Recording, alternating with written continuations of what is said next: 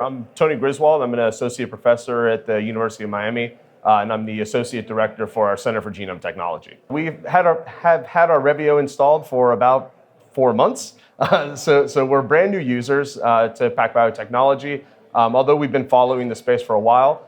The way that we're using it in our research, at least at the beginning, we primarily work in whole human genomes, primarily in diverse ancestral populations, so really worldwide diverse ancestry. And so we have a lot of short read sequencing data on these individuals. And I think now we're starting to realize the genome is more complex maybe than we originally thought. So our initial efforts have been using the Revio to generate long read whole human genomes, and then using that data to layer on things like structural variation and methylations and long-phased haplotypes to better understand the genomes of these diverse populations, primarily as they relate to neurodegenerative conditions like Alzheimer's disease, but we also have projects related to rare disease, to stroke.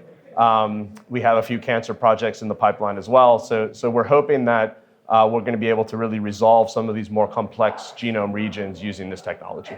Hi-Fi reads for these long genomes that we're generating is obviously very important to us. So I think we need to, particularly as we think about genetic disease and phenotypes and conditions, having the highest accuracy calls is obviously important. It's something that, short read has been giving us for a long time, but now being able to have that same quality of variant call with long reads, that combination is really what is going to enable us to move research faster without having to combine multiple technologies or methods. We should be able to do this in one nice clean experiment, generate all of this data, and then be able to move forward with the interpretation and the research. The PacBio from the company side has been really supportive in what we've been trying to do.